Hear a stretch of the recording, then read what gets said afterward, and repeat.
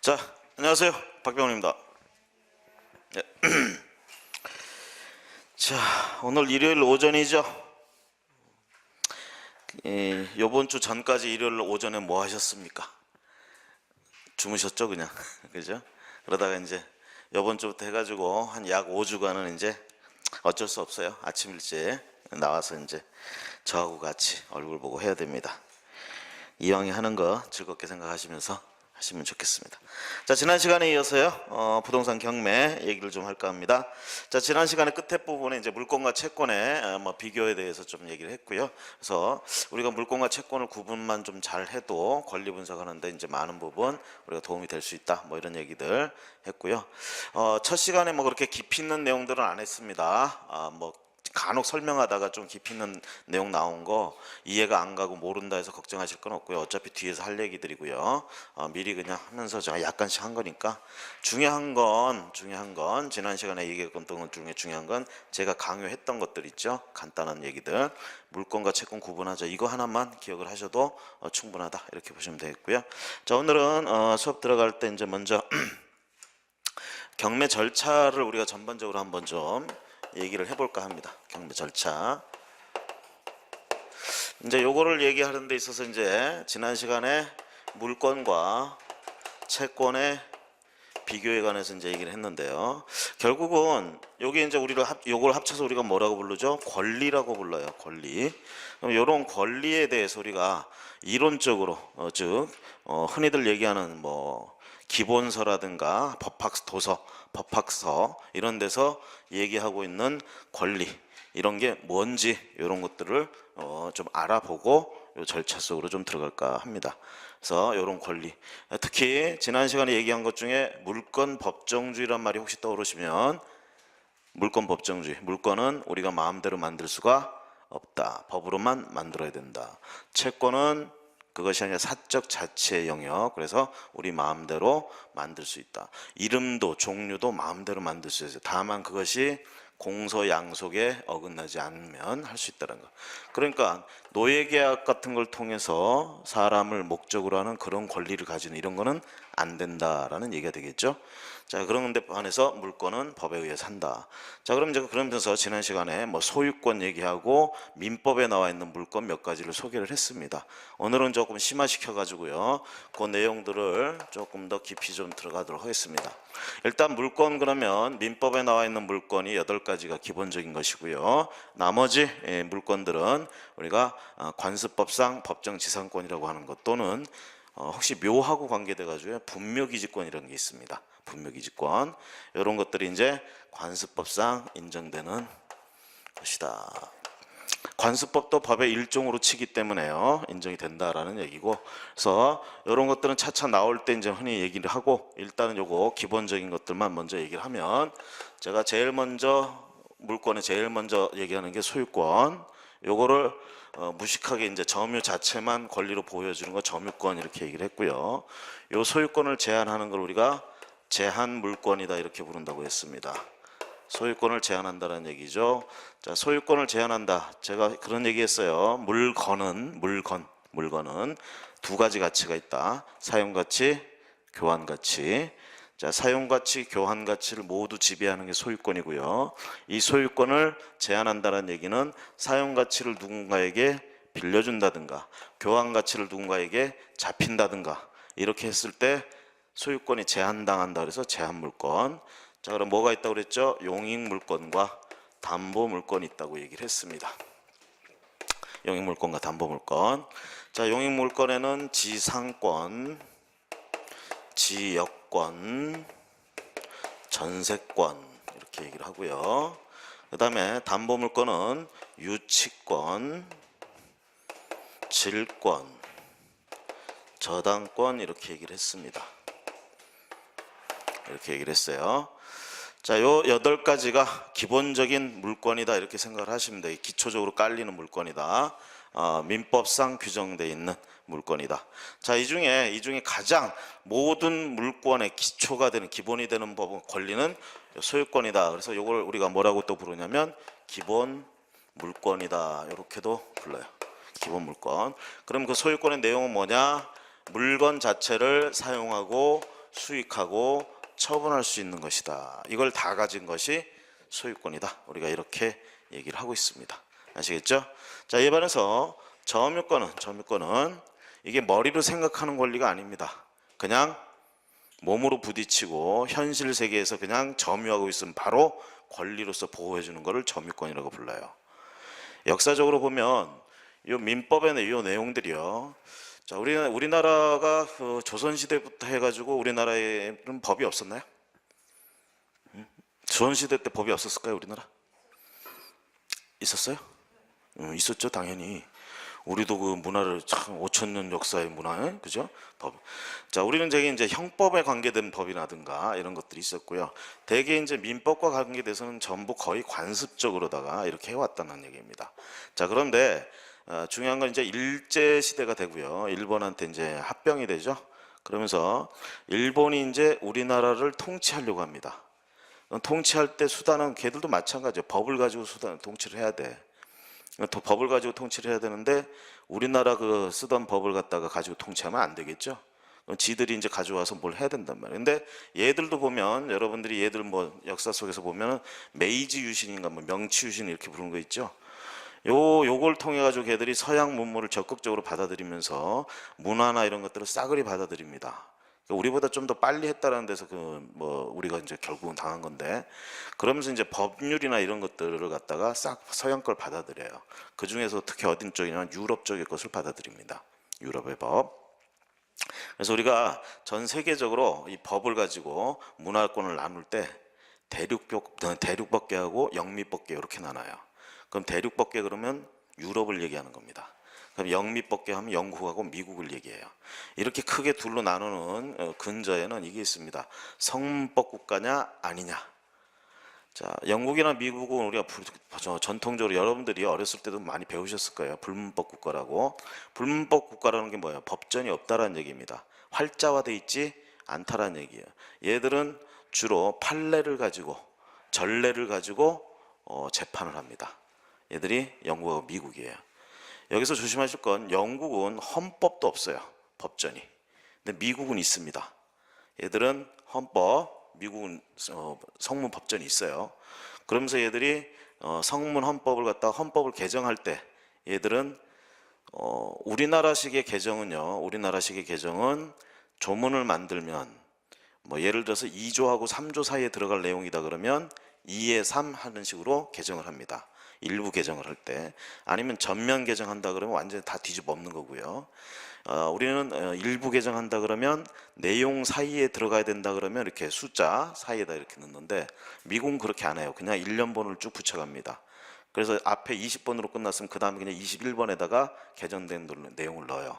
그러면 뭐라고 그러냐, 수정헌법 제 몇 조 이렇게 부릅니다. 걔들은. 자, 어쨌든 걔들은 헌법전이 있어요. 걔들은. 영국은 아예 없어. 미국은 있는데. 자, 이에 반해서 대륙법 국가는 일단 기본적으로 성문법이에요. 그래서 전부 다 활자화가 돼 있고요. 이 유럽에 있어서 전통적으로 보면 유럽을 전체적으로 지배하면서 문화를 갖다가 많이 퍼뜨린 게 로마입니다. 로마. 이 로마의 것들이 대부분 지금도 승계돼 가지고 온다고 보시면 되겠고, 요거를 큰 두 줄기로 보면 독일하고 프랑스로 나뉘어져요. 그래서 독일법계, 프랑스법계. 그런데 일본 애들이 유럽 거를 갖다 베껴올 때 주로 프랑스 걸 베껴옵니다. 그래가지고 지들 법을, 근대적인 법을 만든 거예요. 그러면서 이제 우리를 통치해야 되니까 그걸 본따 가지고 이제 우리를 통치할 때는 민사령 해가지고 조선 민사령, 민법하고 관계된 내용들. 자, 민법과 관계된 내용을 우리가 뭐라고 하냐, 민사라고 불러요. 민사하고 관계된 것들을 규율하기 위해서 조선 민사령이라는 걸 발표합니다. 그래서 그걸 가지고 우리를 통치하죠. 사인들 간의 관계를 규율하죠. 여기서 기분이 이제 좀 나쁜 건 뭐냐면, 자, 우리가 법이라는 게 단계가 있어요. 법끼리 보면. 그러니까 상위에 있는 놈이 있고 하위에 있는 놈이 있다는 얘기지. 보통 우리나라식으로 치면 무슨 법 또는 무슨 법률하고 끝나는 법들이 있어요. 이름이. 이런 것들이 국회에서 만들어지는 거예요. 그런데 그거 말고 무슨 시행령, 무슨 시행 규칙 하고 끝나는 게 있어요. 이런 것들은 행정부에서 만드는 겁니다. 법은 원래 국회에서 만들어야 되는데 이런 거는 행정부에서 만들어요. 사실 법이라는 건 국회가 만들어놨는데 그 법을 집행하는 기관은 누구냐 이 얘기입니다. 누가 집행하겠어요? 행정부 아니면 사법부예요. 둘이 법 집행기관이에요. 대신 집행하는 방법이 다를 뿐이야. 재판, 사법부는 어떻게 해요? 적극적으로 집행하지 않습니다. 기다려요. 언제까지? 재판 청구가 들어올 때까지 소극적으로 법을 집행해요. 이에 반해서 행정부는 적극적으로 법을 집행합니다.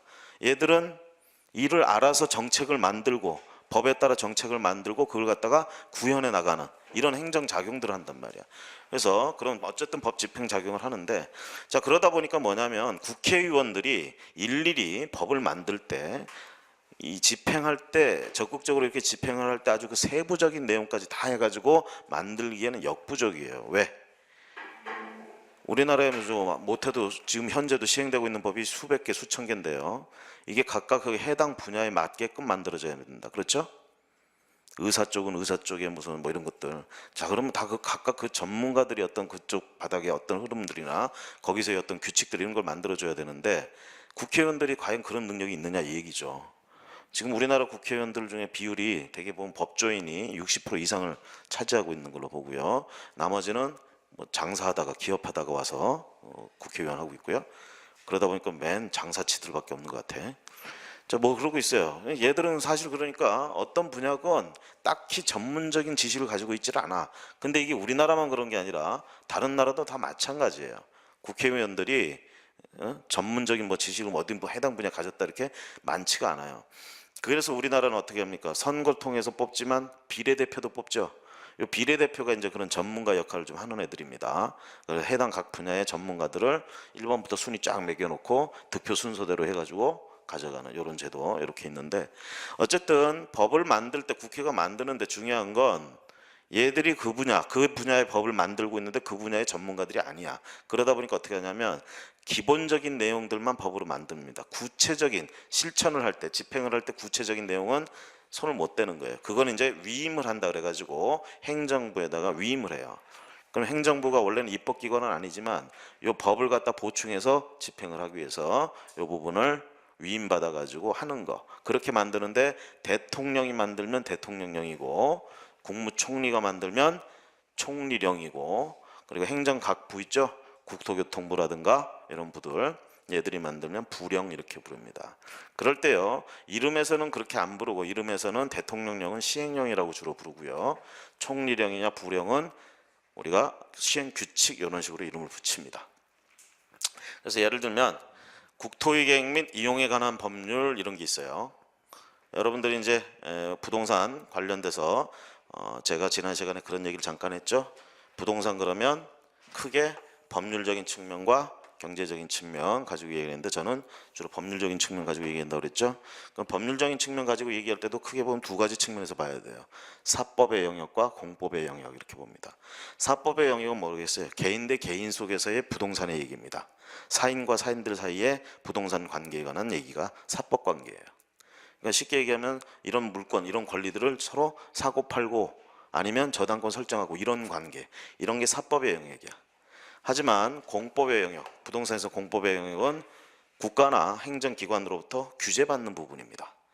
자, 내 땅이 있어요. 내 땅에 내가 예를 들어서 그 지역에 랜드마크를 짓겠다고 해가지고 200층짜리 빌딩을 지으려고 해요. 내가 돈이 있어가지고 지을 수 있을까요? 그건 살펴봐야 돼요. 법을 살펴봐야 돼요. 공법을 뒤져봐요. 우리가 흔히 얘기하는 공법을 뒤져봐야 돼. 거기서 건폐율, 용적률 이런 거 따져보고 그런 걸 지을 수 있는지 없는지. 왜? 그런 규제, 뭘 할 수 있느냐 이런 것들은 그런 법에 규정되어 있기 때문에 그렇습니다. 이걸 우리가 공법의 영역이라고 그래요. 이 영역은 주로 우리의 재산권을 제한하는 영역입니다. 제한하거나 아니면 뭘 할 수 있게 해주는 영역. 이렇게 보시면 돼요. 그래서 결국은 법률적인 측면도 그렇게 보는데요. 그 중에 가장 공법적인 영역에서 가장 기본이 되는 법이 있다 그러면, 물론 국토기본법이라는 것도 있는데 그거는 좀 추상적이고 우리하고는 별로 상관이 없고, 국토이객 및 이용에 관한 법률이 이 공법 영역에서 가장 기본이 되고요. 여러분들이 이제 저하고 요 과정 속에서는 이 권리 분석 이쪽 가지고 치중해서 하지만 심화 과정을 이제 들어가면 이 공법 영역도 같이 포함해서 우리가 공부를 좀 하셔야 됩니다. 그래야 토지 같은 거 낙찰받을 때 단순하게 뭐 유치권이 있네 없네, 법정지상권이 인정이 되네 안 되네 이것만 보고 할 게 아니라 어쨌든 그걸 낙찰받았으면 거기다가 어떻게 구현을 해서 내가 이득을 볼 것인가 이런 걸 고민해야 되는데 거기에 몇 층짜리를 지을 수 있는지 이런 걸 가늠하지 못한 상태에서 판단이 되겠습니까? 안 되겠죠. 그런 걸 판단을 하려면 결국은 이런 공법적인 영역의 규제나 이용들을 이런 것들을 살펴봐야 된다는 거. 그래서 이 부분이 이제 심화과정 속에서 또 포함된다고 보시면 되겠고요. 그래서 국토기획 및 이용에 관한 법률이라는 게 있어요. 이건 국회에서 만들어요. 이름 끝에 뭐라고 끝났어? 법률하고 끝났죠? 근데 요거 자세한 내용 구체적으로 집행하고 하는 건 행정부, 그 중에도 국토교통부가 맡아서 해요. 대부분. 자, 그럴 때 국토교통부가 하는데 요거를 대통령령으로 만들어준다 그러면 국토기획 및 이용에 관한 법률 시행령 이렇게 이름이 붙어요. 요걸 또 국토교통부 장관이 또 직접 관여가 되니까 또 만들어야 되겠죠. 그러면 국토기획 및 이용에 관한 법률 시행규칙 이렇게 붙습니다. 이름이. 법률 이름이. 자, 이런 것들은 행정기관에서 만든다 이렇게 보시면 되겠고요. 제가 이 얘기를 한 이유는 뭐냐면 자, 법률이 있고 그거에 위임받아서 시행령이 나오고 시행규칙이 나오는 거예요. 그러면 제가 아까 일본 애들이 우리를 다스리기 위해서 조선 민사령이라는 걸 만들어서 했다고 그랬죠. 민사령의 령. 법률이 아니란 얘기입니다. 그렇죠? 법률이 아니에요. 지들은 법률 가지고 규정하고 적용하고 우리는 령으로 다스렸어요. 얘들이. 걔들 그랬죠. 지들 일본 거기를 본토라고 그러고 우리를 본토 밖에 있는 애들이라고 그러고 그죠? 그러면서 령으로 다스리는 거예요. 재수없는 것들이 하여튼 그죠? 재수없는 것들.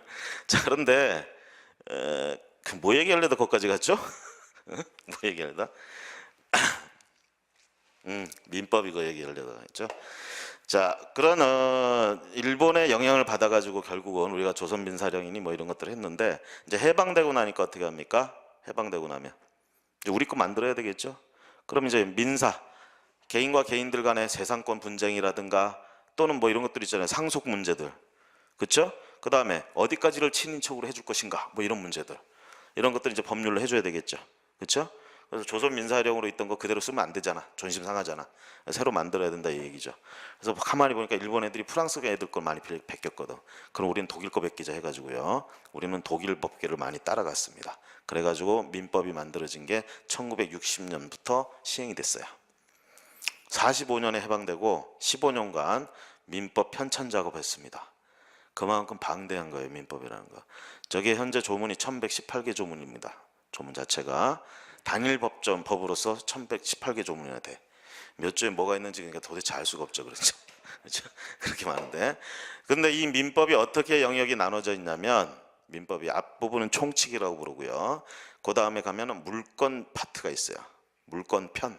그 다음에 채권 편이 이렇게 나옵니다. 그리고 뒤에 가면 친족편, 상속편 이렇게 나와요.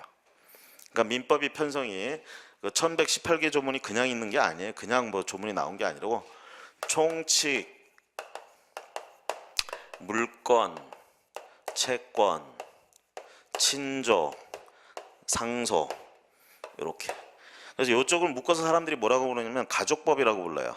가족법. 친족에 관한 거. 자, 사돈의 팔촌 어디까지가 내 친인척이냐? 그리고 친인척 관계는 어떻게 생기느냐? 결혼은, 이혼은 이런 얘기들 여기 나오는 거예요. 그 다음에 누군가 돌아가셨어. 그럼 상속을 뭐 재산이 있을 거 아니야. 그럼 상속 얘기 이런 거 여기 나옵니다. 그래서 이거를 이제 묶어서 가족법이라고들 부르는데 조심하실 건요. 민법이라는 민법전은 단일법전이 있는데요. 가족법이라는 이름을 가진 법은 없습니다. 법상으로 그냥 우리가 그냥 그렇게 부른 것 뿐이에요. 우리가 가족법이라고 그러면 민법 안에 있는 요 편을 얘기하는 거야, 두 개를. 아시겠죠? 그 다음에 우리가 흔히 물권법, 채권법이라고도 많이 표현하는데 이것도 물권법이라는 이름을 가진 법은 단일법은 없어요. 민법 안에 있는 물권이고 민법 안에 있는 채권이에요. 자, 제가 그랬죠. 대한민국에 있는 모든 재산권을 크게 두 가지로 분류하자. 물권과 채권. 민법이 이렇게 두 개로 분류해 놓고 있는 거예요, 지금. 그렇죠? 자, 이렇게 해놓고 앞에 이제 총칙 나오고요. 이렇게 해놨습니다. 그럼 총칙 해가지고 맨 앞에다 이렇게 뽑아놨어. 이건 뭐에 쓰는 걸까요, 이거? 얘들은 각각 이름을 보면은 의미를 알잖아. 뭘 할 건지. 얘는 그냥 총칙이래. 총체적으로 다 뭘 한다 이거네. 그럼 총체적으로 뭘 할 건지. 그렇죠? 되게 우리나라는요, 법을 이렇게 보면 다른 법들도 되게 비슷해요. 패턴이. 앞부분에 되게 총칙이 나옵니다. 그리고 그 다음부터가 본 내용들이 이렇게 나와요. 그 민법도 마찬가지예요. 총칙이 이렇게 나오는데 총칙에서는 주로 여기 뒤에 나오는 얘기들의 전반적으로 공통되는 얘기들, 이런 얘기를 나올 때마다 하면 입 아프잖아. 한 곳에 모아놓고 하면 좋죠. 그래서 이렇게 총칙의 역할이 이런 거 하는 거다. 그래서요, 저 총칙에서 이제 주로 얘기하는 게 뭐냐면, 자, 어쨌든 저 민법은 뭐에 관한 얘기일까요? 권리에 관한 얘기죠. 권리. 여기 재산권, 요건 뭐예요? 친권이라든가 이런 권리, 상속권 같은 거 다 권리 얘기예요. 결론적으로. 법이라는 게 결과적으로 왜 존재합니까? 법이라는 게 왜 존재할까요?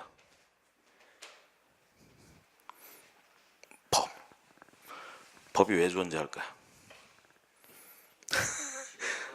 예? 법이라는 게 왜? 인간은 도구의 동물, 도구의 존재라고 그러잖아요. 도구를 이용할 줄 아는. 우리가 이런 유형의 물건들 말고요, 무형의 것도 도구라고 할 수 있어요. 법이라는 도구를 왜 만들었을까요? 왜? 예? 그렇죠. 딱 그거예요. 제 질문에는요, 깊이 생각하면 안 돼요. 단순하게 권리를 보호하는 장치예요, 이게. 그러니까 법은 권리를 보호하기 위해서 존재한다, 이렇게 보시면 돼요. 그런데 그런 권리를 보호하기 위해서 존재하는데, 그렇다면 권리가 뭔지, 그렇죠? 이런 얘기를 해야 되겠죠? 그러면서 여기 나오는 모든 권리에 공통되는 내용이 있을 거란 말이야. 그거를 여기서 얘기하는 거예요. 그럼 모든 권리에 공통되는 거, 권리의 주체. 주체가 없는 권리가 어디 있어? 그렇죠? 그 다음에 권리의 객체, 대상. 권리의 대상이 있어야 될 거 아니야. 그렇죠? 그 다음에 또 하나 뭐가 있을까요? 권리가 발생하거나 소멸하는 가장 기초적인 공통적인 내용들. 시간이라는 거. 시간이 흐르면 권리가 소멸할 수도 있는 이런 공통적인 부분들. 이게 이 앞에서 나오는 거예요. 권리가 발생할 때 여러 가지 이유가 있습니다. 여러 가지 이유로 발생을 하는데, 그 중에 가장 대표적인 공통적으로 모든 권리에서 공통적으로 이용될 수 있는 발생 원인이 있어. 그거 하고, 그리고 대부분의 권리가 이것 때문에 소멸하는 게 있어. 그게 시간 같은 것들이에요. 이런 얘기가 여기 총칙에서 나오는 거예요. 그러면 대부분의 권리에 공통되는 발생 원인 뭐가 있을까요? 권리, 소유권이라는 게 발생되는 원인 뭐가 있을까요? 자, 이거를 보기 좋게 이걸로 한번 해볼까요? 여기 하나의 물건이 있어요. 물건이 있습니다. 그럼 이 물건에는 물권이라는 게 존재하겠죠. 소유권이라는 게 존재하겠죠. 그럼 그 소유권을 누군가가 가지고 있단 말이야. 만약에 갑이라는 사람이 가지고 있어요. 이 사람이 주체죠. 그리고 이게 객체죠. 그렇죠? 얘가 얘를 지배하고 있잖아요. 지금 주객이 되는, 이렇게 되게 된 이유가 있을 거 아니야. 원인. 그것도 대부분의 권리에 공통되는 이유, 원인. 그거는 이 주체의 생각이에요. 생각. 이거를 의사표시라고 얘기합니다. 내가 가지겠다라는 의사표시. 대부분의 권리, 내가 이런 권리를 가지겠다 함으로 인해서 발생하게 되는 거죠. 의사표시. 자, 사고 판다라는 것들.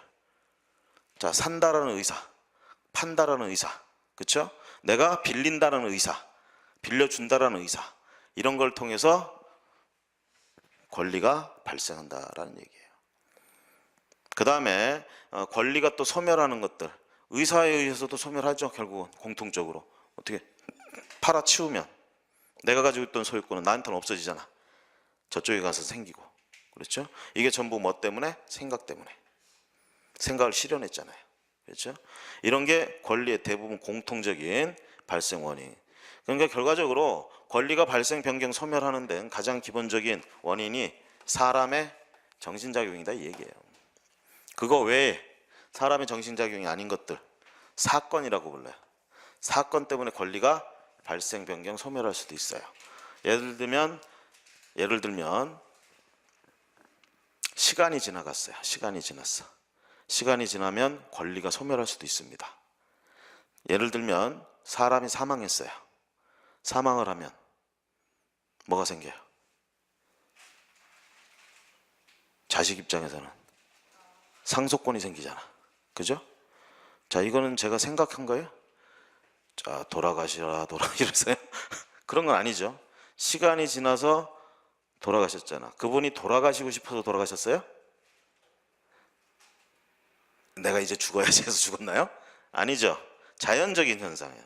이런 걸 우리가 사건이라고 불러요. 사건. 내 의사 상관없이 일이 벌어졌고 그래서 누군가에게 권리가 발생하는 이런 것 중에 대표적인 게 하나가 불법행위라는 게 있어요. 지난 시간에 불법행위란 말 잠깐 했던 것 같은데 혹시 기억나실지 모르겠는데요. 불법행위 얘기할 때 이제 기본적으로 이제 예를 들어서 할 수 있는 게 교통사고 같은 것들입니다. 차를 몰고 가다가 갑이 차를 몰고 가다가 을을 쳤어요. 차로 사람을 치는 건 법이 허용해요, 안 해요? 안 하죠. 이걸 우리가 불법행위라고 부르는 겁니다.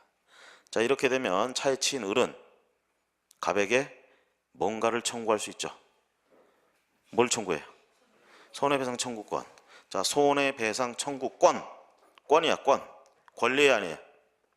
권리입니다. 권리 중에 무슨 권리라고 할 수 있겠어요? 물권, 채권 둘 중에 하나. 뭐라고 할 수 있겠어요? 채권. 그쵸? 상대권이에요. 쉽게 얘기하면 갑한테 청구해야 되지 옆에서 구경하던 병한테 청구하면 안 돼요. 그쵸? 자, 그런 상황에서 권리가 지금 채권이 발생했잖아요. 지금 어떤 이유로? 차로 나를 쳐서. 그쵸? 자, 차로 나를 친 거는 갑은 그거를 자기 의사대로 나를 쳤을까요? 아니죠. 나도 내가 치려는 의사를 가지고 치였나요? 아니죠. 이거는 의사표시, 사람의 정신자격이 들어가지 않았고 단순하게 법이 허용하지 않는 일이 벌어졌다 그래서 사건의 영역으로 들어갈 수 있다는 얘기예요. 이런 것들은. 이렇게 해서 권리가 발생할 수도 있다는 얘기지. 결과적으로 총칙에서 하는 얘기는 권리의 주체는 누가 권리의 주체가 될 수 있는지, 그리고 권리의 객체는 뭐가 있는지, 그 다음에 이런 권리는 어떻게 발생하고 어떻게 소멸하는지 이 얘기를 하는데, 자, 발생하는 수많은 이유가 있어요.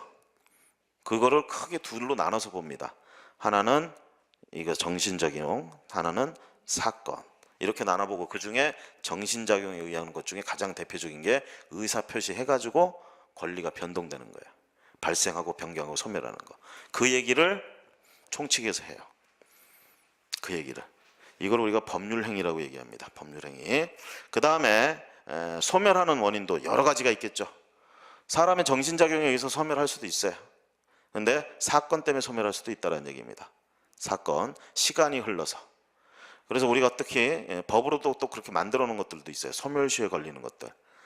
권리를 일정 기간 동안 행사하지 않으면 이 법조계에서는 유명한 격언이 있어요. 권리 위에 잠자는 자 보호하지 않는다. 아까 법이 뭐라고 그랬어요? 권리를 보호하기 위해서 존재한다고 그랬는데 결국은 권리 위에서 잠을 자고 있으면 법이 보호하지 않겠다 이 얘기예요. 그럼 권리 위에서 잠잔다는 뜻이 뭐예요? 숲속에 뭐 잠자는 공주도 아니고 그죠? 권리가 있는데 행사하지 않는다라는 얘기입니다. 일정 기간 동안 행사하지 않으면 그 권리의 상대방, 의무자, 이런 의무자 입장에서는 잊어버릴 수도 있는 것이고요. 그리고 너무 오랜 시간 동안 이렇게 행사하지 않으면 그 권리가 있었는지조차도 헷갈리게 되고요. 그런데 거기서 권리가 있다고 주장하게 되면 또 반대쪽에서는 감시 또 생각해보자 그러게 되고 이런 문제가 생길 수 있기 때문에 이런 관계를 종결시켜주기 위해서 소멸시효 제도라는 게 있습니다. 그래서 흔히들 말하는 일반적인 채권들은요 소멸시효에 걸립니다. 일반적으로 채권들은. 근데 물권은 소멸시효하고는 상관이 없어요. 기본적으로. 소유권 한번 생각해 보세요. 내가 물건에 대해서 소유권을 가지고 있어요. 이 물건을 창고에다 박아놨어. 쳐박아놓고. 동산. 한 30년 지났어요. 내 거예요, 아니에요?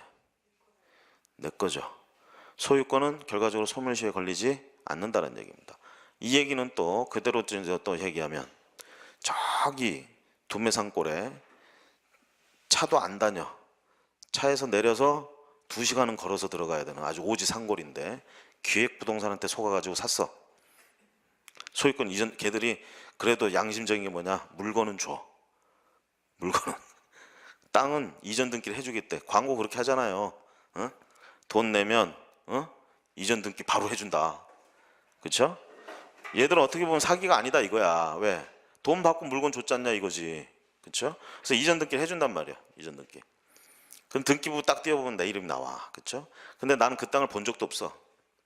본 적도 없고 가보려고 생각하니까 엄두가 안 나는 거예요. 그래서 잊어버렸어 결국은. 한 40년 지났어요. 내 땅이 아니에요. 내 땅이에요. 등기부가 말소되지 않는 한, 등기부의 내용이 말소되지 않는 한 내 땅입니다. 이 말은 물권은 원칙적으로 소멸시효에 걸리지 않는다. 행사하지 않는다 하더라도 소멸시효에 걸리지 않는다요. 원칙적으로. 하지만 채권은 달라요. 채권은 법에서 일부러 그렇게 해놨어. 일반적으로 행사하지 않으면 소멸하게. 왜? 채권은 상대권이라고 그랬죠. 채권의 목적, 객체는 뭐예요? 물건이에요? 행위예요? 행위라고 그랬죠? 사람의 어떤 행위. 금전 채권, 대여금 청구권, 대여금 반환 청구권. 자, 이것도 돈이 목적이 아니라 그 돈을 나에게 주는 행위. 그게 목적이라고 그랬어요. 그렇죠? 자, 사람의 행위를 요구하다 보니까 상대권이라고 불렀고, 자, 그 사람의 행위를 요구하는 이 권리를 정책적으로다가 일정 기간 행사하지 않게 되면 소멸시켜 버립니다. 일부러. 왜냐하면 장기간 행사하지 않고 그대로 두게 되면 당사자 사이에서도 헷갈리고 나중에 입증도 안 되고, 그럼 법률 문제만 자꾸 발생하는 거야. 그러니까 조속히 결정 지어주자라는 측면, 이러면서 하는 말이 너는 권리 위에서 잠잤기 때문에 보호해주지 않을까 이렇게 얘기하는 거예요. 그래서 일반적으로 채권은 10년간 행사하지 않으면 소멸합니다. 그런데 이게 일반적인 거고, 대부분 단기 소멸시에 걸리는 것들이 대부분이야 사실은. 채권, 금전 채권 중들은. 그래서 3년짜리, 1년짜리 있습니다. 예를 들면 밥 먹고 외상했어. 식당에서 외상했어요. 외상. 밥 먹고 이제 잘 가던 단골집인데 10,000원 나왔어. 근데 지갑을 안 가져왔어. 그래서 내일 갖다 준다고 그러고 딱 나왔어요. 자, 그러면 식당 주인은 나한테 음식값 청구할 권리가 있죠? 그렇죠? 그리고 또 한동안 거기 갈 일이 있어 안 갔어. 그래서 한 2주 뒤에 그 앞을 지나가는데 갑자기 생각해보니까 돈 줘야 될 생각이 났어. 그래서 그 집 앞으로 안 가고 삥 둘러서 딴 데로 갑니다. 자, 이렇게 그로부터 1년간 그 집 앞으로 안 가고 지나가는데 음식점 주인도 달리 나를 쫓아와 가지고 10,000원을 내놓으라는 소리를 안 해요. 그런데 1년 딱 지난, 하루 딱 지난 날 음식점 주인과 우연히 맞닥뜨렸어. 얘기합니다. 외상값 달라고. 그럴 때 이제 뭐라고 하느냐, 당신의 채권은 소멸시효에 걸렸기 때문에, 소멸시효가 완성됐기 때문에 내가 갚을 필요가 없다. 갚을 필요가 없다. 권리가 없다 이 얘기야. 소멸했다 이 얘기야. 채권이. 이게 단기 소멸시효에 걸려. 음식점 이런 가격들. 단순한 노무 제공 같은 것들이요. 그래서 발생한 채권들은 대개 1년짜리. 여기에 반해서 좀 뭐하지만 변호사 수임료 같은 것들 있죠. 의사 진료비 뭐 이런 것들은 3년에 단기 소멸시효에 걸린다. 그래서 여러분들이 혹시 변호사 이렇게 수임하고 수임료 안 줬으면요 3년 동안 잘 피해 다니시면 수임료를 안 줘도 되는데요. 사실 그러기 힘들어요. 변호사들도 그렇지만 대개 이런 경우에 청구하죠. 청구. 쉽게 얘기하면 독촉하잖아요. 이걸 우리가 최고한다 그러는데, 최고. 자, 전화로 일단 청구해 보고요. 구두로 청구해보고 안 오면 내용 증명 같은 거 보내죠. 근데 조심하실 건 내용 증명 같은 걸 보내서 우리가 청구를 하지만 이게 소멸시효를 중단해주는 사유는 아닙니다. 되게 보면 소멸시효라는 건 이제 중단시킬 수도 있는데, 소멸시효를 중단시키려면 재판상 청구를 해야 된다 뭐 이런 얘기들이 있고요. 하여튼 자, 그런 발생 원인이라든가 소멸 원인 같은 걸 총칙에서 얘기를 한다. 그럼 이제 우리가 그 중에서 이제 좀 초점을 맞춰서 봐야 될 게 뭐냐면, 자, 권리의 주체 얘기, 객체 얘기, 그리고 그런 권리가 발생하고 변경하고 소멸하는 얘기를 총칙에서 해준다 그래서 공통적인 얘기들을. 그러면 권리의 객체 얘기를 한다고 했을 때 권리는 물권하고 채권으로 본다고 그랬죠. 그러면 물권의 객체하고 채권의 객체를 전부 총칙에서 규정해 놨느냐 이 얘기죠. 총칙을 보시면요, 채권의 객체에 대한 규정은 없습니다. 왜 그럴까요? 물권의 객체에 대한 규정은 있어요. 그래서 우리가 뭐라고 그랬습니까? 물권의 객체, 물건은 부동산과 동산으로 나눠지고, 부동산은 토지 및 그 정착물이고 동산은 그 외의 것이고, 이 말을 하는 근거가 모두 어디 있느냐? 민법의 총칙에 있는 거예요. 100조쯤에 가보시면 나와 있어요. 거기 가보면 제가 한 말 그대로 있어요. 토지 및 그 정착물, 부동산물하고. 그러면 채권의 객체에 대해서도 그런 식으로 규정해놨느냐 이 얘기야. 없어요, 여기 총칙에. 왜 그러냐면 물권의 객체는 뭐라고 그랬어요? 딱 정해졌잖아, 물건. 그 대신 이제 그 물건이 뭐냐만 정의하면 되잖아요. 근데 채권의 객체는 뭐라고 그랬어요? 사람의 행위, 급부라고 그랬잖아. 이건 너무 다양해요. 너무 다양해. 심지어는요, 부작위, 아무것도 안 하는 거, 이것도 행위에 들어가. 이런 것도 채무가 된단 말이에요. 그러다 보니까 이런 거를 일일이 총칙에서 공통되는 걸로 뽑아놓을 수가 없어요. 그래서 이런 것들은 그냥 채권 파트에 가가지고 거기서 나올 때마다 어떤 게 객체인지 이런 걸 얘기를 한다, 이렇게 보시면 되겠고. 자, 그래서 총칙 얘기 나오고 이제 물권 얘기 가면 물권에 이런 8가지가 있다, 이 얘기가 나온다라는 거. 그래서 민법 전반적인 얘기를 좀 한번 말씀을 드렸습니다. 여러분들이 지금 들으신 이 내용은요, 법학과가 있는 대학에서 듣는다 그러면 2학기 동안에 들어야 될 내용입니다. 이거를 아주 훌륭한 제가 5분 안에, 우리 한 20분 안에 해결을 했다, 이렇게 보시면 되겠고. 자, 그런 내용 그냥 흘려 들으시면 되고요. 여기 본격적으로 이제 권리 얘기를 좀 한다면, 자, 소유권이라는 물권 여기 있고, 이건 다 아시고요. 이제 점유권이라는 여기 나오는데, 아까 제가 뭐 대륙법계니 뭐니 이 얘기를 꺼냈던 이유가 요것 때문에 그랬습니다. 요건 뭐냐면, 자, 소유권이라는 건 우리가 저런 것들은 사람의 생각으로 만들어낸 권리예요. 추상적인 관념적인 권리입니다. 이에 반해서 점유권은 그렇게 생각하고 어쩌고 하는 권리가 아니에요. 그냥 점유하고 있으면 점유권이야. 이 차이점은 뭐냐면요, 자, 이 법들을 이제 여러분 아시겠지만 우린 독일 걸 많이 베껴왔다고 그랬죠. 이런 걸 개수한다 얘기합니다. 그래서 유럽 대륙법계의 것들을 우리가 개수해 왔어요. 그러면 독일법이나 이런 것들은 그냥 하늘에서 뚝 떨어졌느냐? 그건 아니에요. 걔들도 그 역사 속에서 뭔가를 받은 거야. 누구 걸 받았냐면 로마법 걸 많이 받았습니다. 로마 쪽 거를. 근데 보면 유럽은, 중세시대 유럽을 보면 이렇게 유럽이 있으면 이렇게 해가지고 아래쪽은 대부분 로마가 다 차져 있어. 위쪽에는 게르만이라는 애들이 있어요. 게르만 애들. 그 얘들이 여기를 지칭할 때 여기 애들을 무식한 놈들이라고 불렀어요. 원시인들이라고.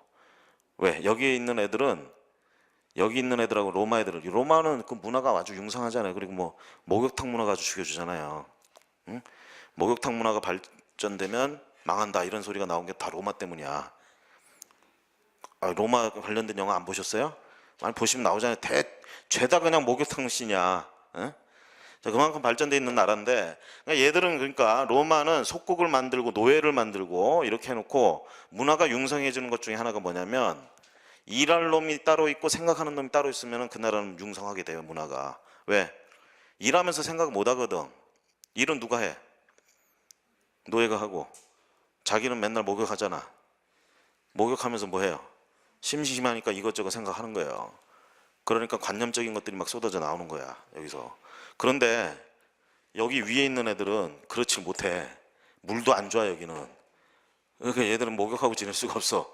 음식도, 아니 뭐 식량도 잘 안 나와. 그러니까 얘들은 약탈이 저기에 종목이야. 뭐 이렇게 재배하고 이런 걸 못해. 이렇게 좀 있다가 옆에 뭐 많이 있다 그러면 가서 뺏는 거야, 얘들은.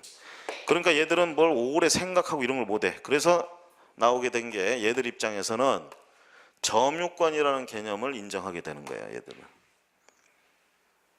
다분히 얘들 성격에 맞는 거야, 이거는. 얘들은 딱 점유하고 있으면 제 소유권이 있다, 이렇게 되는 거예요. 근데 로마 애들은 그게 아니거든. 소유권은 생각하는 이거기 때문에 소유권과 점유권은 분리된다, 이런 개념들. 요게 이제 얘들의 차이점이었어요. 그래서 요거를 우리가 뭐 개베레니 뭐 이런 식으로 이제 표현들을 하고 하는데, 요런 차이점. 그래서 어쨌든 점유권이라는 건 그냥 눈에 보이는 것 자체를 권리로 인정을 해준다, 이렇게 얘기를 합니다. 그러면 이렇게 한번 해볼까요? 집주인 갑이 을한테 집을 빌려줬어요. 뭐 임대차 계약을 했건 전세권 설정을 했건 빌려줬어. 그럼 그 집은 누가 점유를 해요? 을이 점유를 하죠?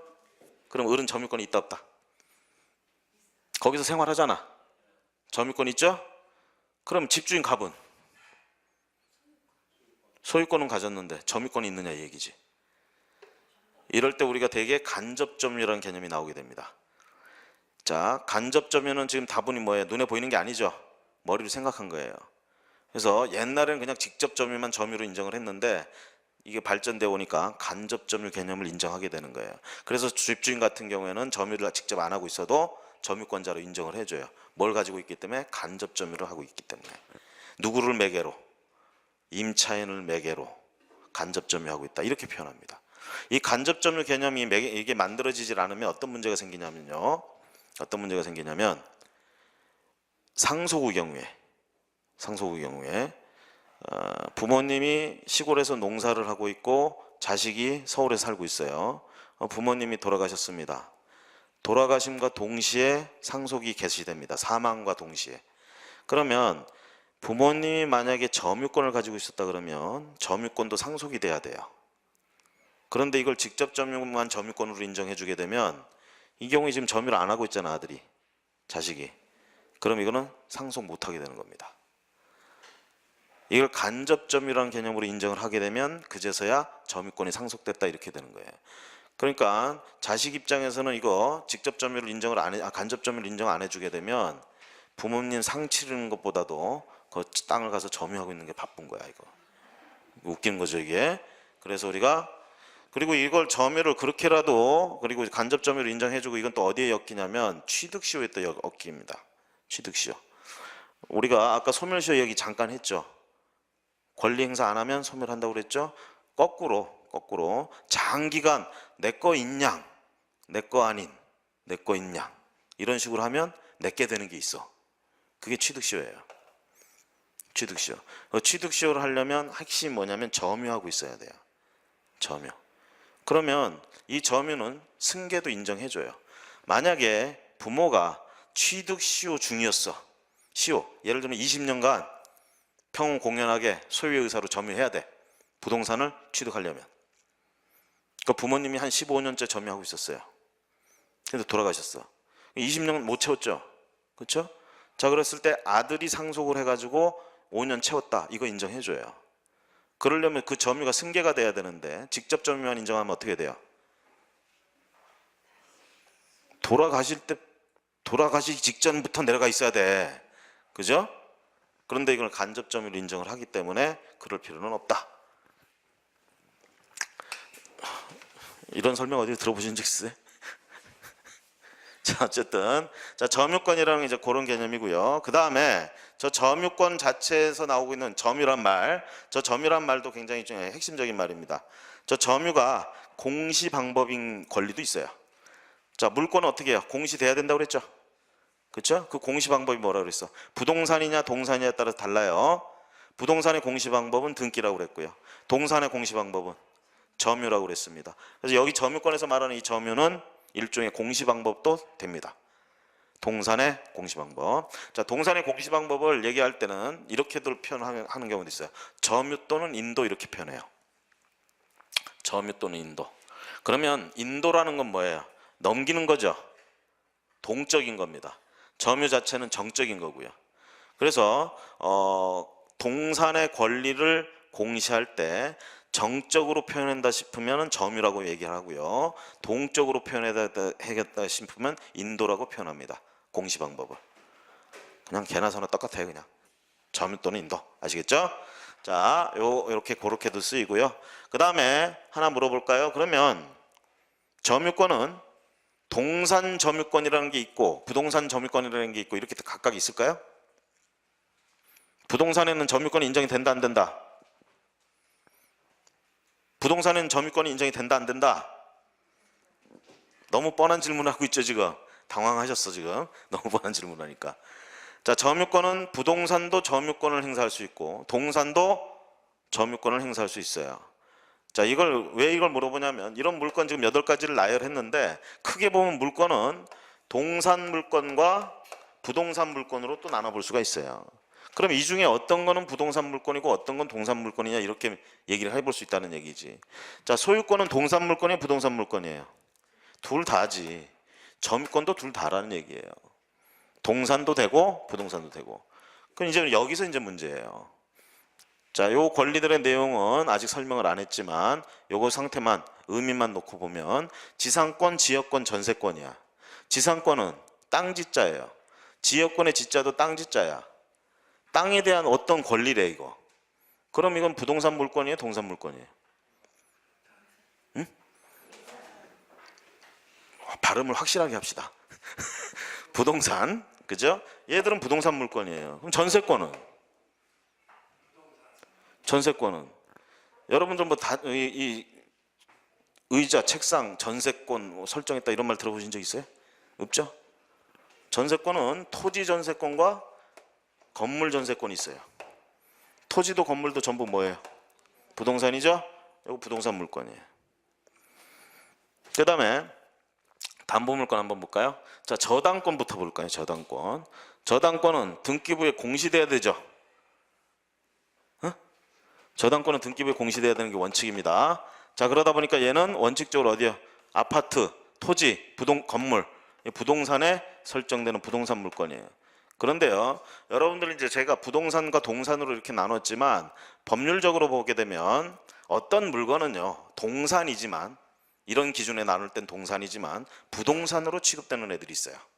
부동산처럼 취급하는 애들. 부동산에서 준해서 취급한다 해서 준부동산이라고 불러. 뭐가 있을까요? 왜 그런 물건들이 나올까? 일단 토지하고 부동산하고 동산하고 비교하면 가격부터 딱 보면 일반적으로 부동산이 비싸잖아요. 동산이 싸고. 그러니까 부동산은 특별하게 취급하는 거야 이렇게 되잖아. 그런데 동산 중에 비싸게 취급하는 놈들 있잖아요. 부동산만큼. 그렇죠?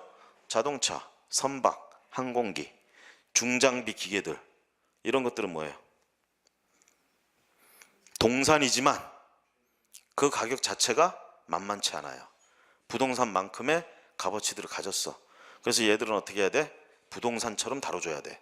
그래서 얘들을 준부동산이라고 불러요. 그러면 부동산처럼 다룬다고 하니까 결국은 얘들도 등기 등록제도가 있다는 얘기예요. 자동차 등록제도, 그렇죠? 나오죠. 여러분들 자동차를 할부로 사시죠? 그렇죠? 캐피탈 통해서 할부로 사시죠? 그 아는 사람 통해서 사면 서류 다 해서 이렇게 해주잖아. 난 신경 쓸 필요 없고. 그래서 매달 차값만 할부로 내면 되잖아. 그렇죠? 그 자동차 원부라는 것도 다 이게 차 인도해줄 때 다 차 안에 있어. 근데 아무도 안 들여다봐요 그거는. 그죠? 저도 처음에는 안 봤어요. 그러다가 나중에 정비 받을 땐가 뭐 이렇게 그 자동차 원부라는 게 있대. 그걸 가져오래. 거기다가 이렇게 뭐 기록을 해야 된다고. 그래서 저기 그 차 인도해 주신 분한테 전화를 했더니 앞에 뭐 열어보래. 열어봤더니 거기 있더라고. 거기에 이제 제 차 그 명세하고 쫙 있고요. 그게 자동차 원부래요. 원부. 그러니까 쉽게 얘기하면 등기부 등본 같은 거야. 그게 등기부 같은 거. 근데 거기에 놀라운 사실이 이렇게 보다가 뒷면을 딱 보니까 뭐가 인쇄돼 있어요. 보니까 저당이 돼 있는 거야. 저당이. 해서 얘기하면 안 되는구나. 캐피탈사에서 할부를 주는데 중요한 건 그거잖아. 나는 차를 인도 받았잖아요. 할부금 2달 내다 안 내면 어떡할 거야 지들이. 환장하겠죠. 그러니까 얘들도 담보를 잡을 필요가 있는 거야. 그래서 저당을 등록을 해놓은 거예요. 저당. 이게 저당권이에요. 이것도 준부동산이니까 가능합니다. 이게 아시겠죠? 자, 이런 것들이 준부동산 해서 그럼 저당권은 그래서 우리가 어쨌든 간에 그냥 부동산 물건이다 이렇게 일단은 생각을 하시고 준부동산에 이 저당권이 나올 수도 있다 이렇게 보시면 되겠고, 그 다음에 질권은 지난 시간에 아마 설명 들은 거 기억나시면, 자, 질권은 동산 물건, 부동산 물건. 동산 물건. 헷갈리시면 그냥 전당포 딱 떠올리시면 끝나요. 얘기가. 토지를 전당포에 들고 갈 수 있어요, 없어요? 권리증 들고 간다 그러면 할 말이 없는데 자, 물건 자체를 들고 간다는 걸 생각해 보세요. 동산은 가져갈 수 있지만, 그래서 이건 동산질권. 대신 등기부에 질권이 나올 수 있다고 그랬죠. 권리질권의 경우에 저당권 잡고 돈 빌려주는 거 가능하다고 그랬어요. 그 다음에 이제 유치권이라는 게 있습니다. 자, 유치권은 부동산 물건입니까? 동산 물건입니까? 둘 다 해당이 됩니다. 유치권은. 자, 예를 들어서 지난 시간에 뭐 그런 얘기 했죠. 유치권 인정되는 거 그냥 간단하게 얘기하면 공사비 채권이라든가 비용상환 청구권 요것 때문에 자, 부동산을 유치하는 거 이게 유치권이야. 그러니까 이건 부동산 물건입니다. 그에 반해서 시계 같은 거 고쳐달라고 했는데 수리비 없다고 안 줄 때 그 시계를 갖고 있을 수 있는 권리 이런 것도 유치권이야. 이러면 동산 유치권이 되는 거죠. 그래서 부동산, 동산 전부 가능한 유치권 이렇게 얘기를 합니다. 그래서요 여기서만 놓고 봐도 동산 물권, 부동산 물권 이렇게 갈라지게 된다. 그래서 이렇게 구분한다라는 거 동산 물권과 부동산 물권. 자, 여기까지 하고요. 잠시 쉬었다가 조금만 더 권리 내용들을 좀 자세하게 얘기를 하고 절차 들어가도록 하겠습니다.